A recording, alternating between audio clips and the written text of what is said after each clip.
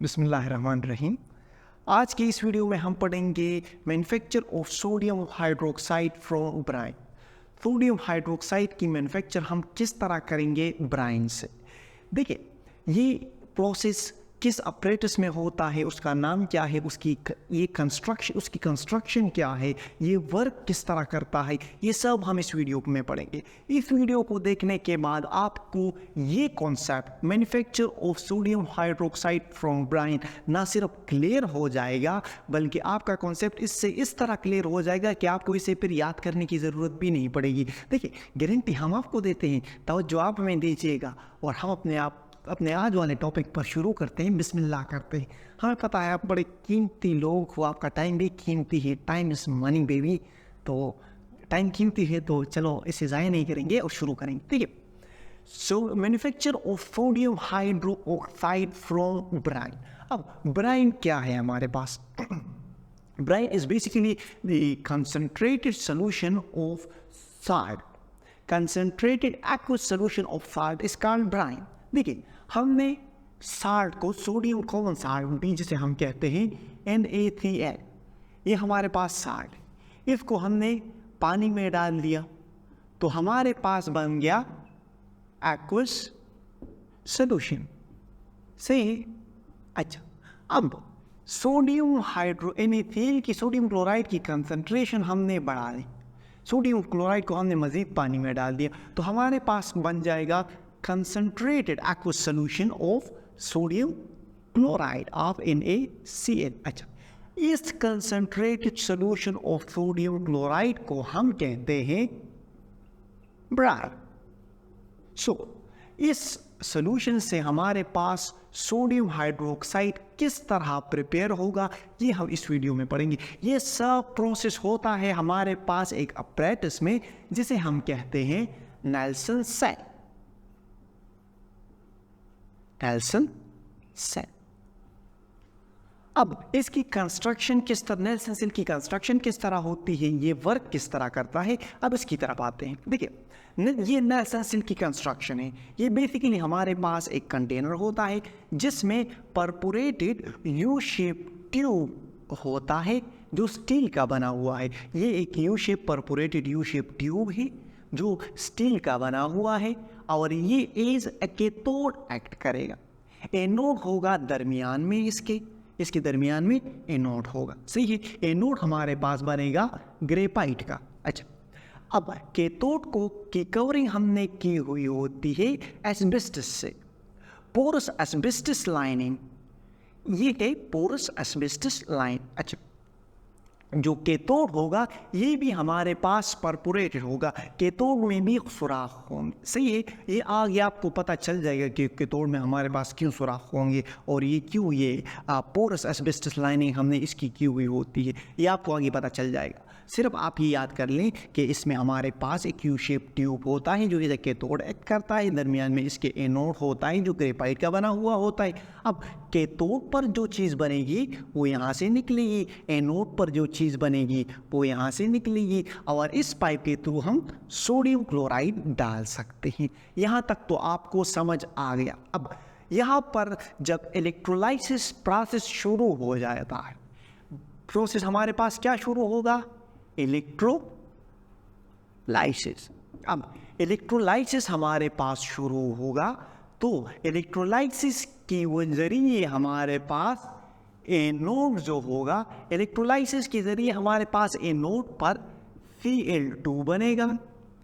यहाँ एनोड पर हमारे पास Cl2 बनेगा। ये आपको जब इसकी वर्किंग पढ़ेंगे तो आपको अंदाज़ा हो जाएगा कि एनोड पर Cl2 क्यों बनेगा। और कैथोड पर हमारे पास हाइड्रोजन बनेगा। ये भी जब इसकी वर्किंग पढ़ेंगे तो आपको अंदाज़ा हो जाएगा। इसी के साथ साथ हमारे पास सोडियम हाइड्रोक्साइड NaOH भी प्रोड्यूस होगा जो नीचे हम कलेक्ट करेंगे केज बेसन में। ओके, यहाँ पर इलेक्ट्रोलाइसिस का प्रोसेस जब शुरू हो जाता है तो आप ये याद कर लो कि एनोड पर हमारे पास क्लोरीन बनता है और कैथोड पर हमारे पास हाइड्रोजन बनेगा। अगर आपको ये याद नहीं हो रहा ना तो देखो, क्लोरीन के ऊपर में भी सी आ रहा है और कैथोड में भी सी आ रहा है। आपको इन दोनों सीज को एक दूसरे के साथ नहीं लाना, बस एनोड के साथ क्लोरीन, कैथोड के साथ हाइड्रोजन बनेगा। आई होप आपको समझ आ गया। और इसी के साथ साथ हमारे पास सोडियम हाइड्रोक्साइड भी बनेगा, जो नीचे हमारे पास केज बेसन में प्रेजेंट हो, केज बेसन में हमारे पास कलेक्ट होगा। अब ये जो हमारे पास हाइड्रोजन, क्लोरीन और सोडियम हाइड्रोक्साइड बन रहा है, ये हमारे पास ये at the same time produce होगा। It will produce at same time. एक ही वक्त में हमारे पास ये क्लोरीन गैस, हाइड्रोजन और NaOH प्रोड्यूस होगा। अच्छा, यहाँ तक तो आपको समझ आ गई ना कि ये इसकी कंस्ट्रक्शन है और ये इसका प्रोसेस है। अब इसका वर्किंग किस तरह है, इसकी वर्किंग की तरफ आते हैं। सही है, वर्किंग।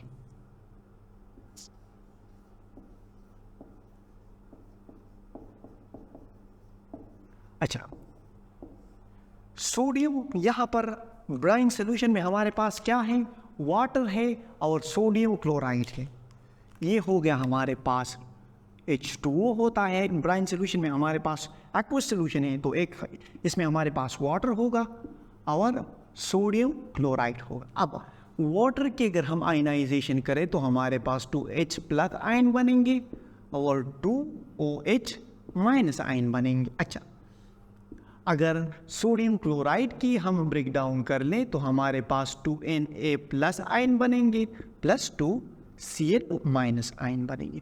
ये तो इसके आयनाइजेशन का प्रोसेस हो गया। ये यहाँ पर हमारे पास वाटर और सोडियम क्लोराइड प्रेजेंट है, तो वाटर और सोडियम क्लोराइड के आयनाइजेशन का प्रोसेस ये है। अच्छा, जब अब आते हैं अपने असली अमल की तरफ। जब हम बैटरी के थ्रू हम करंट पास करें तो हमारे पास क्या होगा। जब हम बैटरी के थ्रू इनसे करंट पास करें तो आयंस अपने रिस्पेक्टिव इलेक्ट्रोड्स की तरफ मूवमेंट करना शुरू कर देंगे। किस तरह, जो पॉजिटिव आयंस हैं वो नेगेटिव इलेक्ट्रोड की तरफ यानी कैथोड की तरफ मूवमेंट करना शुरू कर लेंगे और जो नेगेटिव आयंस है वो पॉजिटिव एनोड की तरफ मूवमेंट करना शुरू कर देंगे। जब हमने करंट पास किया तो जो पॉजिटिव आयंस हैं, hydrogen ion and sodium ion, H plus ion and Na plus ion, ये हमारे पास क्या है, पॉजिटिव आयन से। ये किसकी तरफ मूवमेंट करना शुरू कर लेंगे, नेगेटिव कैथोड की तरफ। हमें पता है कि opposite charges attract each other, तो ये पॉजिटिव और नेगेटिव एक दूसरे को अट्रैक्ट करेंगे। अच्छा, अब जो नेगेटिव आयंस हैं, hydro OH minus ion and Cl minus ion, ये पॉजिटिव एनोड की तरफ मूवमेंट करना शुरू कर लेंगे। अच्छा, अब यहाँ पर हमारे पास एनोड और कैथोड पर हमारे पास एक प्रोसेस होगा, वो मैं आपको बताता हूँ। यहाँ पर जो एनोड पर, कैथोड पर हमारे पास क्या होगा, कैथोड पर हमारे पास रिडक्शन होगी और एनोड पर हमारे पास ऑक्सीडेशन होगी। ये कैथोड है, यहाँ पर हमारे साथ रिडक्शन मतलब गेन ऑफ इलेक्ट्रॉन होगा, और एनोड है, एनोड पर हमारे पास ऑक्सीडेशन होती है। ऑक्सीडेशन मीन लॉस, एनोड पर हमारे पास इलेक्ट्रॉन लॉस होंगे और कैथोड पर हमारे पास इलेक्ट्रॉन गेन होंगे। अच्छा, जब ये OH माइनस और Cl माइनस आयन इस एनोड की तरफ आएंगे तो यहाँ पर क्लोरीन के इलेक्ट्रॉन के लॉस करने की प्रोबेबिलिटी क्या है, वो ज़्यादा है as compare to OH minus ion. तो OH माइनस आयन की बजाय जो 2Cl माइनस आयन है, कैथोड पर हमारे पास कौन सा रिएक्शन होगा, यहाँ पर एनोड पर, एनोड का जो हाफ रिएक्शन होगा वो इस तरह होगा।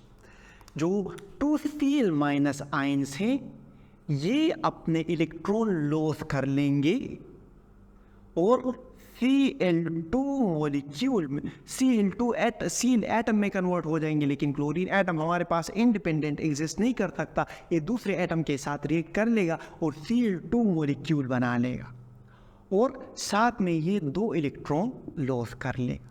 सही है। अच्छा, अब ये दो इलेक्ट्रॉन्स यहाँ की क्या कहते हैं, इस कैथोड के पास आ जाएंगे।